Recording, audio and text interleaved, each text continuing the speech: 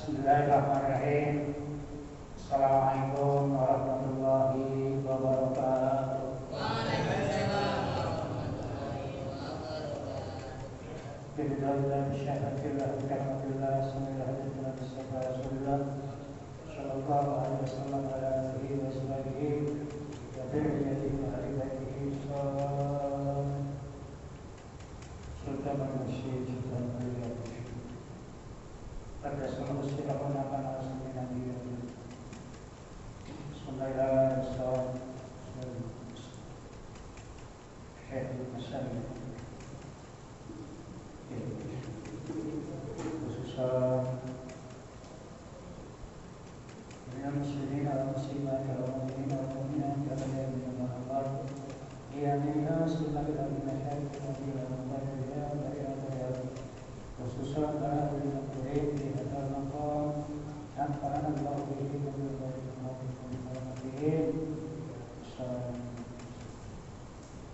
Al-Fatihah. A'udzu billahi minasy syaithanir rajim. Bismillahirrahmanirrahim. Alhamdulillahi rabbil alamin. Ar-Rahmanir Rahim. Maliki yaumiddin. Iyyaka na'budu wa iyyaka nasta'in. Ihdinas siratal mustaqim. Siratal ladzina an'amta 'alaihim ghairil maghdubi 'alaihim waladdallin. Amin. Bismillahirrahmanirrahim. Rabbi ishrah li sadri wa yassir li amri wahlul 'uqdatam min lisani yafqahu qawli. Bismillahirrahmanirrahim. Innallaha wa malaikatahu yusholluna 'alan nabi. Ya ayyuhalladzina amanu shallu 'alaihi wa sallimu taslima. Allahumma shalli wa sallim wa barik alaihi.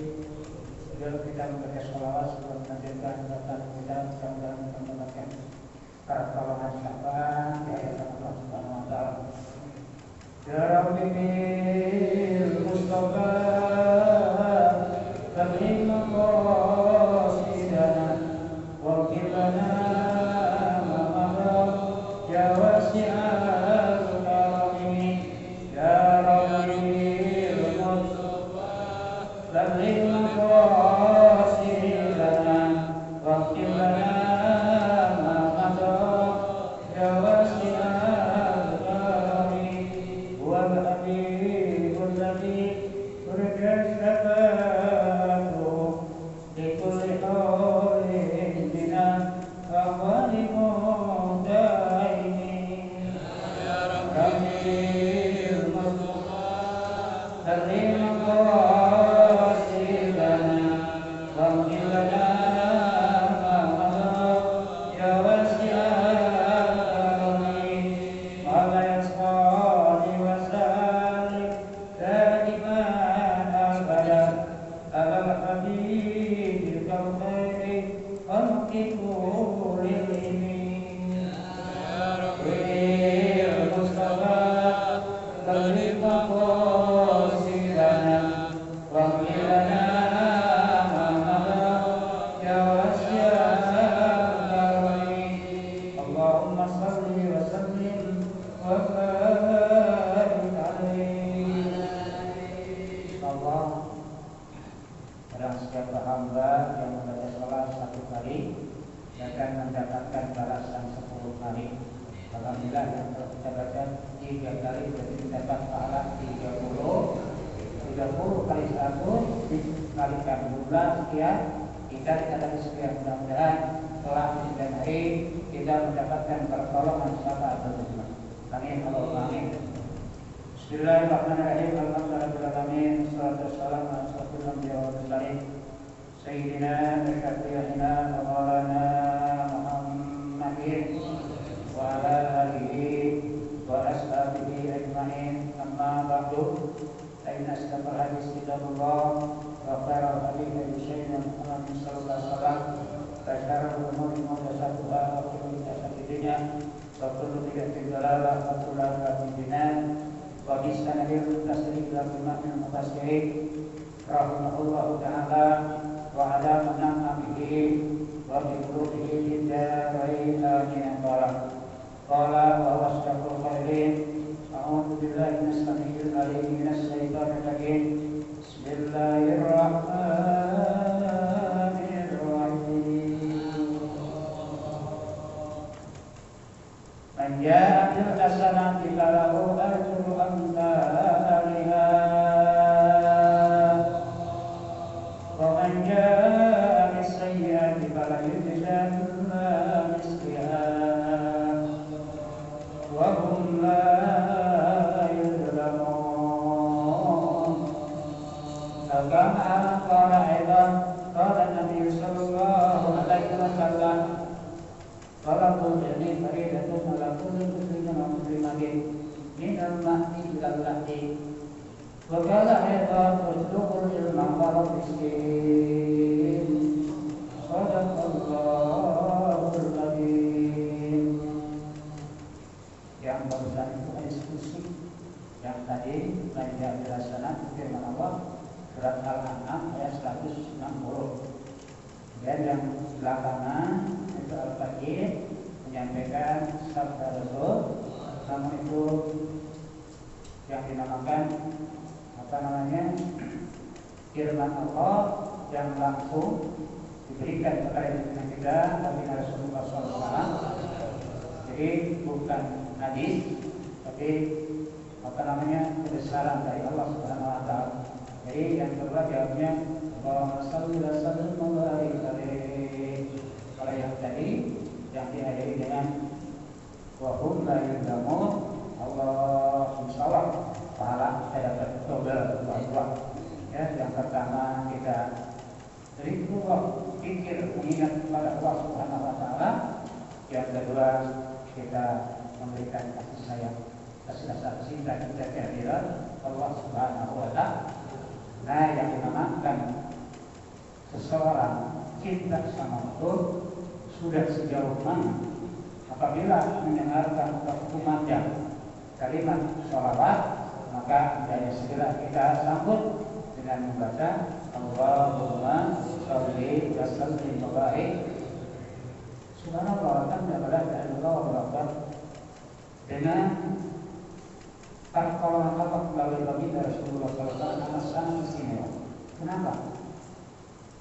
Rasulullah saking cinta dan saking sayang kepada kita, sampai-sampai banyak pengorbanan yang beliau limpahkan kepada kita bersama. Mana bagaimana yang tiap dari kepada Allah yang Al-Fatih tadi sampaikan dalam surat Al-An'am ayat 160. Kata Allah Subhanahu Wa Taala, Bismillahirrahmanirrahim. Wa man jaa'a bil hasanati falahu ajru amsalha. Shadaqallahul adzim. Kata Allah Subhanahu Wa Taala, man jaa'a bil hasanati, barang siapa orang yang apabila berbuat kebaikan, maka pahalanya Allah akan lipat gandakan. Amin ya Rabbal. Pahala. Namun sebaliknya, wa man jaa'a bis-sayyi'ati fala yujza illa mithliha. Dan sebaliknya, barang siapa orang yang apabila berbuat buruk sekecil apapun, maka balasannya sama dengan hal yang dikerjakan. Nah, dengan demikian mari kita selalu mencintai junjungan kita baginda Rasulullah SAW. Sebab tidak ada satupun yang akan memberikan pertolongan kepada kita selain daripada beliau. Nanti suatu saat akan digambarkan oleh Allah Subhanahu Wa Taala kepada seluruh hambanya, kepada seluruh umatnya, tanda bukti seorang nabi yang menyayangi dan mengasihi terhadap seluruh umatnya. Sehingga tidak ada satupun Rasulullah atau Nabi Allah, Nabi-Nabi Allah yang 24 dari Nabi Adam sampai Nabi Isa alaihissalam, tidak ada satupun beliau yang memberikan pertolongan. Sehingga di dalam suatu riwayat, pada saat seluruh umat berbondong-bondong dari Maghrib sampai Maghrib, mendatangi kanjeng Nabi Adam alaihissalam, begitu sampai kepada Nabi Adam, baik umat-umatku, antum ini atau kamu ini mau kemana? Wahai Adam, kata umat-umat, saya ingin mohon pertolonganmu ya Allah. Kata Nabi Adam, ya Allah, wahai umat-umatku, saya malu. Jangan engkau minta pertolongan kepadaku, aku tidak sanggup, malu dengan Allah Subhanahu wa Ta'ala. Karena apa? Aku pernah berbuat satu kali. Namun walaupun dia taubat selama 200 tahun, tetap dia tidak merasakan kebebasan karena memang perbuatan yang telah beliau lakukan. Subhanallah, alhamdulillah, itulah seorang nabi dan seorang rasul. Dia pergi lagi kepada Nabi Nuh. Kata Nabi Nuh, wahai Allahku, mau kemana? Wahai Nuh, kata umat-umat pada saat itu, aku minta pertolongan kepada ya Allah, ya Nabi. Aduh, dah umat-umat aku malu. Aku malu, aku tidak akan sanggup untuk menolongmu. Sekarang pergilah ke Nabi Allah Ibrahim. Datang kepada Nabi Allah Ibrahim, wahai umat-umatku, mau pada kemana kamu, wahai Ibrahim? Aku jauh-jauh datang menghadapmu. Tujuan utama aku untuk meminta pertolongan kepadamu. Kata Nabi Allah Ibrahim, apa yang menjawab, wahai umat-umatku, aku malu terhadap Tuhanku, karena aku pernah berbuat syirik, karena ayahku atau bapakku, musuh bebuyutanku, kata siapa, kata Nabi Allah Ibrahim, yang menciptakan patung-patung yang diletakkan di dalam Masjidil Haram. Subhanallah saja. Sehingga di dalam satu cerita, dalam satu riwayat, Nabi Allah Ibrahim membawa kampak yang paling besar, kemudian semuanya batu-batu dari yang besar sampai yang kecil semuanya dirusak. Namun disisakan yang paling besar. Tujuan utama untuk mencoba dan menguji apakah mereka patung-patung yang pernah mereka sembah dan mereka ibadahi setiap hari dan setiap malam, adakah salah satu di antara mereka yang bisa menolong? Ternyata subhanallah, jangankan kalau ditanya pun gak nyaman, karena bukan manusia, itu hanya sekedar patung. Ada yang terbuat dari batu, ada yang terbuat dari terigu, macam-macam yang diciptakan oleh siapa? Oleh bapaknya Nabi Allah Ibrahim alaihissalam. Maka yang kata Nabi Ibrahim, ya Allah, aku tidak akan sanggup untuk memberikan pertolongan pada siapa? Kepadamu, wahai umat-umatku. Sekarang pergilah ke Nabi Isa alaihissalam. Ke Nabi Musa dulu, Nabi Musa juga demikian. Dari Nabi Musa ke Nabi Isa yang terakhir. Begitu juga. Selama mentok, sini mentok, sekarang silahkan datang terhadap seorang hamba yang sedang sujud, sedang menangis meratap kehadiran Allah Subhanahu wa Ta'ala. Siapa gerangan? Yaitu junjungan kita baginda Nabi Muhammad sallallahu alaihi. Makanya satu-satunya seorang nabi dan rasul yang akan memberikan pertolongan pada umatnya hanya beliau. Makanya mari kita perbanyak membaca sholawat kepada junjungan kita baginda Nabi Muhammad sallallahu alaihi wasallam. Dasarnya apa? Kata Rasul, man ahya sunnati faqad ahabbani wa man ahabbani ma'iyadil jannah. Barang siapa orang yang apabila menghidupkan sunnahku, maka saya akan jatuh sebagai umat. Barang siapa orang hambanya jatuh sebagai umatku, maka pasti kelak di kemudian hari aku akan bersama-sama masuk ke dalam surganya Allah Subhanahu wa Ta'ala. Amin Allahumma. Konon ceritanya Pak, Rasulullah SAW dalam sebuah riwayat, saking dekatnya sama hambanya, sama umatnya, malaikat Jibril alaihissalam membawa berita yang sangat menggembirakan. Singkat kita, karena panjang banget kalau disampaikan hadisnya. Jadi singkat kata dalam cerita, dapat kabar gembira dari malaikat Jibril alaihissalam, wahai Rasulullah SAW, wahai kekasih Allah, wahai Habibullah, ternyata antum tidak sembarangan. Allah Subhanahu wa Ta'ala mempersiapkan makhluk, Allah mempersiapkan suatu bangunan, subhanallah, alhamdulillah, yang berbuat dari tinta permata di dalam surga sebanyak 1000 gedung. Setiap gunung 1000 kamar. Setiap 1000 kamar dipersiapkan bidadari yang cantik-cantik, umurnya rata-rata 17 tahun. Diperuntukkan untuk siapakah gerangan? Kata malaikat Jibril, wahai Rasulullah SAW, ini kelak di suatu saat akan dipersiapkan bagimu dan juga bagi umat-umatku, subhanallah. Nah, makanya mari kita bersama-sama memperbanyak sholawat. Bukan saja cerita, bukti nyata. Ada pernah yang dialami oleh seorang hamba. Suatu saat pada zaman Nabi kita Muhammad SAW, ada seorang ulama, beliau setiap saat dan setiap hari, setiap malam tidak lepas membaca sholawat kepada beliau. Pada tengah-tengah perjalanan itu diriwayatkan oleh siapa? Oleh Syekh Al-Masaid, oleh yang bernama Sultan Al-Musi buat Syekh Al-Mansur di Makom Cikadul, kalau tidak salah, di Karyati Banten. Ada di sana yang namanya Kampung Cikadul, itu Kerana, kalau tidak salah. Allahumma bilahu wa rahmatullahi.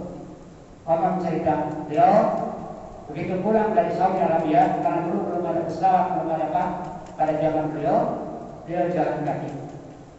Dan di tengah-tengah setelah melintasi lautan, tapi sampai ke tepian hutan, beliau kelelahan. Nah, ternyata setelah kelelahan beliau nyender di pohon. Nah, pohon apa itu? Lalu harus disawat. Kemudian beliau nyender di batang pohon. Dia ketiduran. Dan lama kemudian dengan izin Allah Subhanahu wa taala disembelih oleh hewan yang bernama sibelang. Itu harimau atau macan. Nah, rencananya ya karena memang harimau dari tengah-tengah hutan, mungkin rasa kelaparan tadinya mau diterbang. Subhanallah, alhamdulillah dari Allah. Itu diantaranya. Dan juga alhamdulillah setelah itu si harimau tidak jadi terbang. Yang lebih jelas lagi, itu riwayat di dalam Al-Quran disebutkan Nabi Allah, siapa itu subhanallah Nabi Yunus, mohon maaf, alaihissalam, dia sedang berada di tengah-tengah samudra lautan karena dia pernah melakukan sesuatu perbuatan yang masya Allah dosa di hadapan Allah Subhanahu wa taala. Maka di tengah-tengah lautan samudra yang laut jauh di sana, dan dengan badai dan ombak perahunya dihempaskan oleh Allah Subhanahu wa taala, beliau jatuh ke dalam laut, kemudian beliau dimakan oleh ikan nun. Mungkin sekarang ikannya hiu atau ikan apa yang besarnya kayak apa. Beliau masuk ke dalam pertikan. Disitulah suatu ujian yang dialami oleh Nabi Yunus alaihissalam. Tidak ada makanan, tidak ada minuman, dan tidak ada fasilitas apa-apa menjadi lubang perut.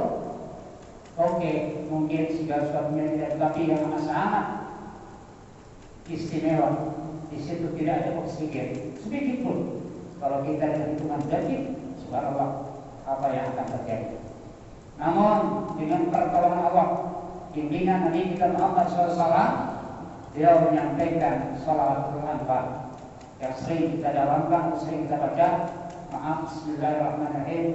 Allahumma salli ala nuril anwar wasiril asrar wa tilaqil abyad wa bitta'il jasar sayyidina wa maulana Muhammadin al-Mukhtar wa alihil adhar wa ashabil ahyad adada ni'amillahi wa hibdolih wa salli alaih. Selama 40 hari 40 malam Nabi Yunus berada di dalam perut. Subhanallah, kalau kita bayangkan, jangankan 40 hari 40 malam, 1-2 detik keadaan beliau akan bagaimana keadaannya. Namun dengan kebesaran Allah, pertolongan daripada Allah Subhanahu wa taala, keagungan, kemudian dengan kemuliaan junjungan kita baginda Rasulullah SAW, alhamdulillah pada saat beliau diselamatkan oleh Allah, dari perut kita sehingga bisa keluar, dan banyak-banyak lagi gitu ya. Jadi sholawat bukan hanya sekedar sholawat, namun tentunya itu firman Allah Subhanahu Wa Taala bagaimana yang sering kita dengar. Lantunan di dalam kitab suci Al-Quran, A'udzu billahi minasy syaithanir rajim. Bismillahirrahmanirrahim. Innallaha wa malaikatahu yusholluna 'alan nabi. Ya ayyuhalladzina amanu shallu 'alaihi wa sallimu taslima. Allahumma shalli wa sallim wa barik alaihi. Subhanallah, Pak. Kalau dikisahkan tentang bacaan sholawat banyak banget. Namun insyaallah dalam waktu dan dalam saat insyaallah kita berikan kesehatan banyak umur. Jadi akhir hanya bisa berdoa kepada Allah. Mudah-mudahan kita yang hadir, kaum muslim dan muslimat dimanapun berada, khususnya pada guru-guru kita, baik yang masih ada maupun yang sudah berada, mudah-mudahan diterima iman Islamnya, diampuni dari segala dosanya, yang masih ada termasuk kita yang hadir, mudah-mudahan dipanjangkan umur, sehat walafiat, diberikan kemudahan dalam segala urusan dalam rangka melaksanakan ibadah kepada Allah Subhanahu Wa Taala, dan dimudahkan dalam segala urusan rezekinya untuk bekal ibadah kepada Allah Subhanahu Wa Taala. Itulah sekelumit permohonan kalbu dari Al-Fakir, mudah-mudahan untuk membawa semangat bahwasanya ngaji ini bukan hanya sekedar ngaji, inilah kesempatan emas yang harus kita raih, ya, waktu yang amat sangat singkat, jangan sampai waktu ini sia-siakan. Subhanallah, alhamdulillah. Hadirin yang berbahagia, mari kita lanjutkan pada pelajaran yang kita sedang kita pelajari tentang masalah sholat berjamaah. Kemarin dia fardu kifayatin ala ahlil baladi. Sekarang lanjutannya wa yajibu ala bismillahirrahmanirrahim.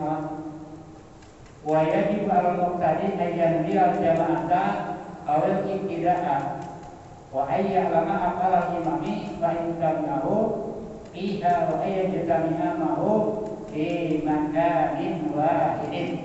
Wallahu a'lam bishawab, wallahu a'lam bimurad bidzalik. Wa yajibu, dan diwajibkan al muqtadi kepada sang imam apabila kita melakukan sholat berjamaah atau bermakmum di antara sang imam, apa yang wajib bagi mereka yang menjadi makmum, ayat bial jamaata, ayat bial hendaknya mereka membacanya pada saat sholat berjamaah. Niatnya bagaimana? Sebagaimana yang telah kita lakukan tadi sholat maghrib. Kalau yang di belakang imam, kalau imam usolli ba'da maghribi kala raka'atin mustaqbilatin lagi ada imaman lillaika. Nah, makmum terjadi wajib.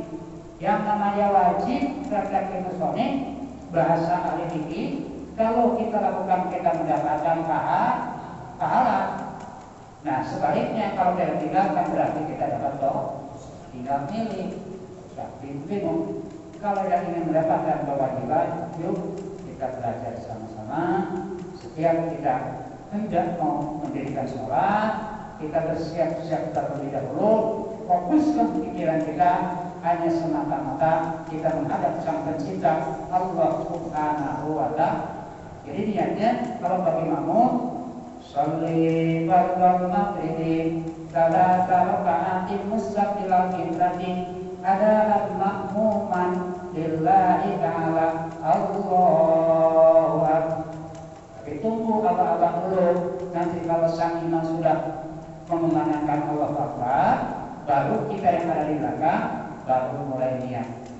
Imam Allahu Akbar, imam misalnya kita sebagai makmum baru menyampaikan lafaz niat sholli ba'da maghribi salat raka'atin mustaqbilal qiblati ada al-makmuman lillahi ta'ala. Angkat tangan, kemudian wajah kita tunjukkan ke tempat sujud.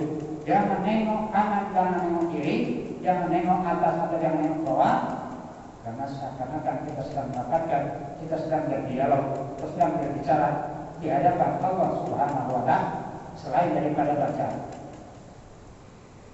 Jadi kewajiban wajib al-muqtadi al-yanwil jama'atan awil iktida'ah, atau kita turut ikut apa yang dilakukan oleh sang imam. Tapi itu enggak apa-apa, tidak boleh bareng, tidak boleh dahului. Jadi nanti apabila imam sudah selesai, ya, bila mana terdengar kalimat Allahu Akbar kata imam, yang kita baru siap-siap, ya. Makanya pada saat imam sedang bersiap-siap, kita perhatikan dengan sesama, tundukkan kepala kita sujud. Begitu imam melantunkan Allahu Akbar, baru kita bacanya. Sedangkan imam membaca kita Allahu Akbar kabiro walhamdulillahi kabiro wa subhanallahi bukratan wa asila. Inni wajjahtu wajhiya lillazi fataras samawati wal ardh hanifan musliman wa ma ana minal musyrikin. Inna sholati wa nusuki wa mahyaya seterusnya. Nah, kemudian begitu imam selesai, Bismillahirrahmanirrahim, dan kita membaca doa itu ghairil maghdubi alaihim waladdallin. Atasnya habis, kami ini aja insya Allah dapat pahala menyerba. Memang lupa saya tidak ada rasa, makanya saya sering kesana jadi imam. Bahwa dia sudah sedikit mengkali turun kita nyampe, subhanallah nanti bisa merusak katakan sholat kita. Makanya mohon maaf, yang mudah-mudahan mohonlah terubah, ya, untuk menantikan saya terutama yang sudah kenapa begitu. Nah tahu, insya Allah bapak-bapak mudahan sehat ya. Nah, awal iktidai. Kemudian selanjutnya wajibu ayya'lama af'alal imami. Wajib hukumnya bagi sang imam apa ayya'lama af'alal imami, mengetahui af'alal imami atas beberapa yang dikerjakan oleh sang imam. Wajib bagi hukumnya. Jadi asal katanya wajibu alal muqtadi ayya'lama af'alal imam. Nah, disambungin karena ada wawu kata.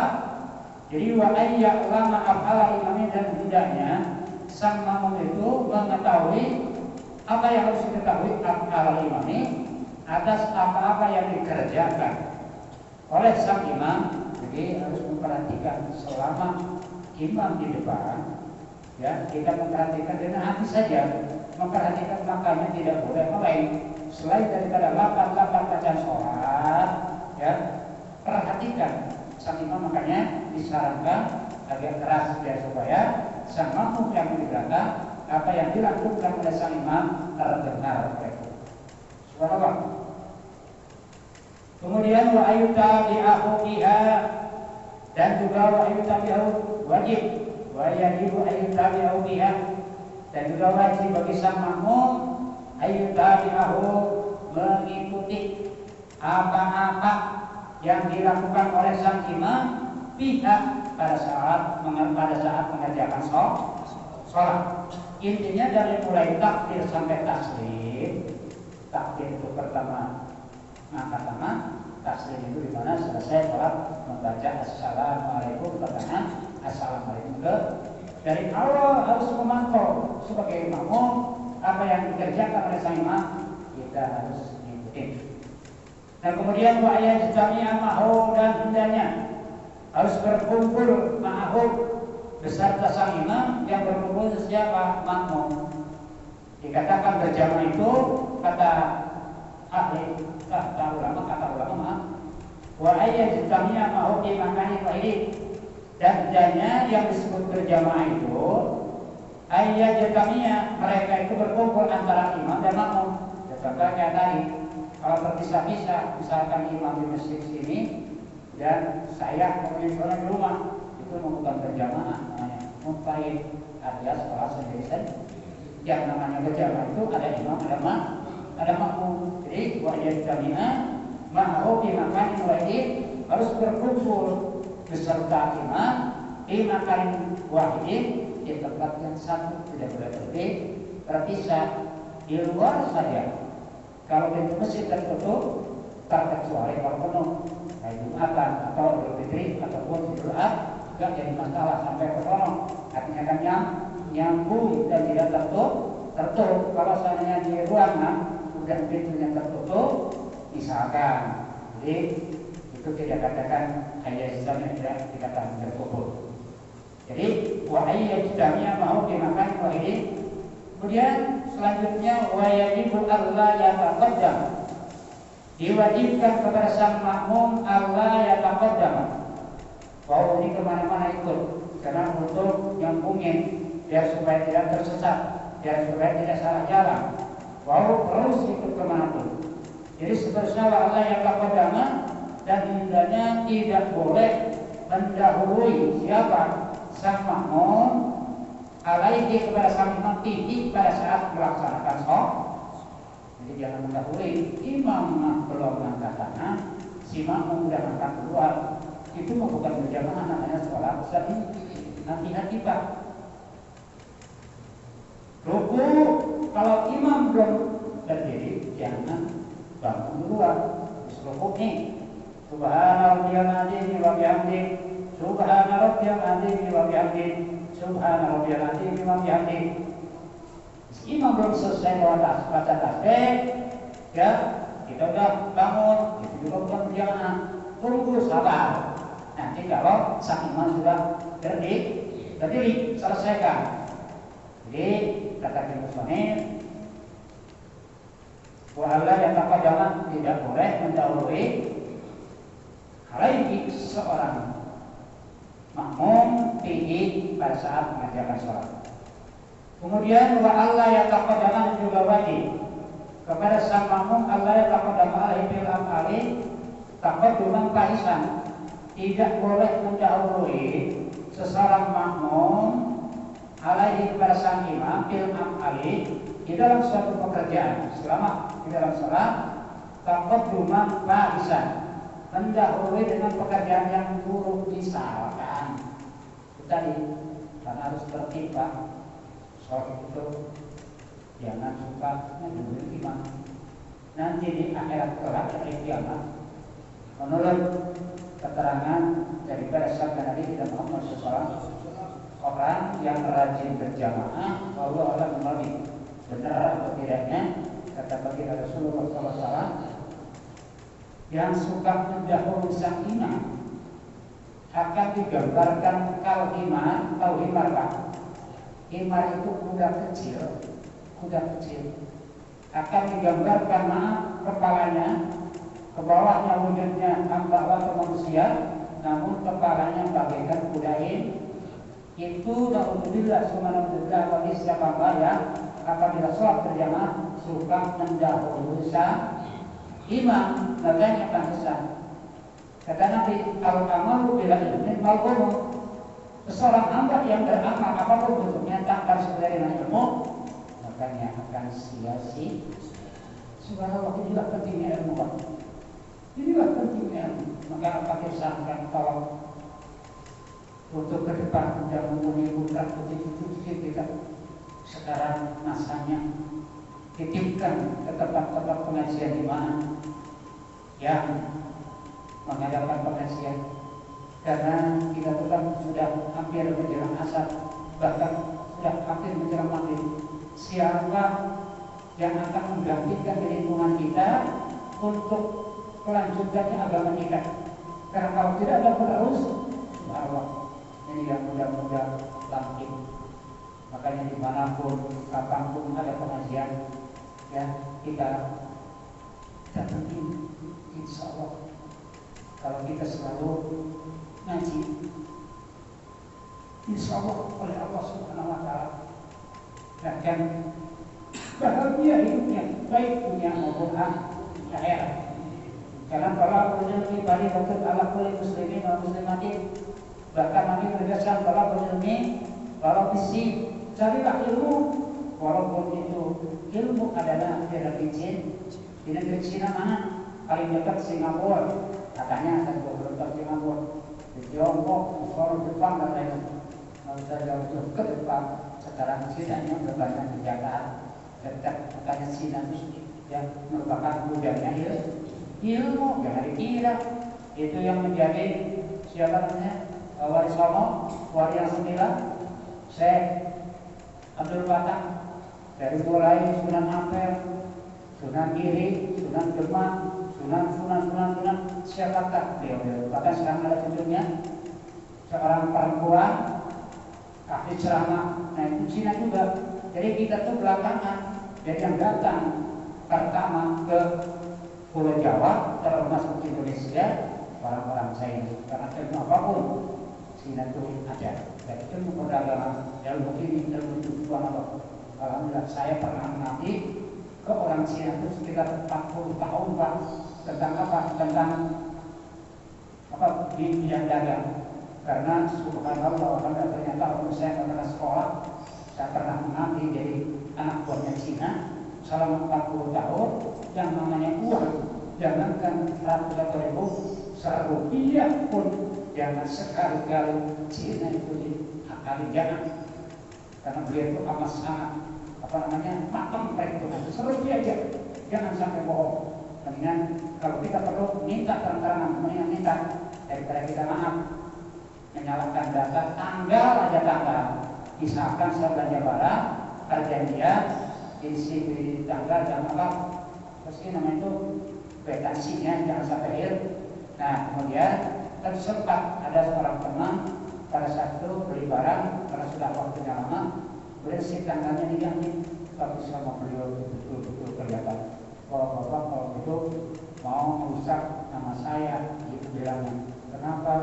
Ini kan kalau saya bilang begitu kan jadi aja kasus saya terima, cuma tolong jangan dirubah tangan itu sakit hati gitu. Pada orang semuanya orang Cina pada kaya karena jujur orangnya sampai sekarang ini saya sebagai anak buahnya Cina, alhamdulillah bisa begini sayapnya, hakikatnya oleh Allah Subhanahu Wa Taala, masya Allah.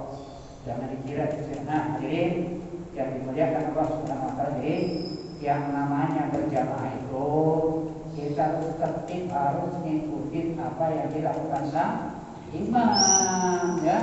Jangan hanya mendahului. Jadi Allah yang pertama tidak boleh mendahului seseorang makmum kepada sang imam fil amali di dalam berbagai macam pekerjaan, dari mulai takbir sampai takbir. Taqaddum Kaisar mendahului sesuatu perkara Kaisar yang untuk apa menyalahi ketentuan biasa yang dilakukan oleh sang imam.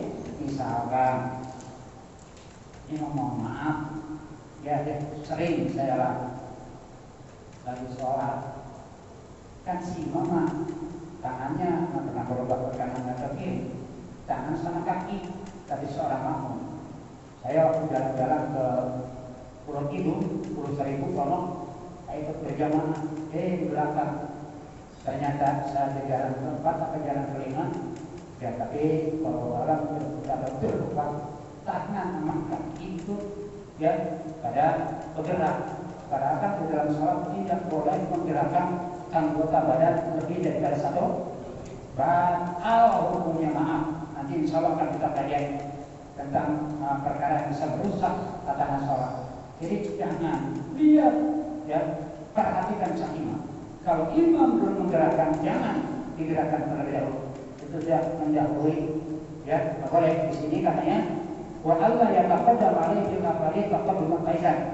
Jadi jangan mendahului seorang makmum kepada sang imam bil afali dalam berbagai macam pekerjaan sang imam. Taqaddum Kaisar dengan mendahului perbuatan yang buruk-buruk. Kemudian juga wala yata'akhkharu anhu fiha kadzalika.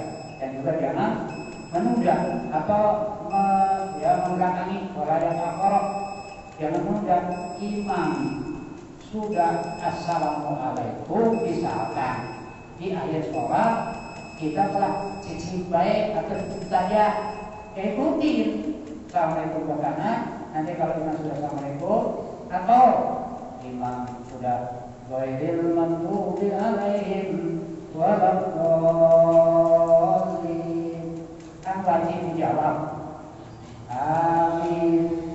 Bapak maaf, apa itu bukan kasih tahu kita tentang masalah amin. Di dalam kitab Tafsir Munir Quran kita sempurna namanya itu hukumnya wajib. Dan bagi siapapun hambanya apabila menjawab dengan kalimat amin, maka hidupnya akan diberikan kebahagiaan oleh Allah Subhanahu wa taala.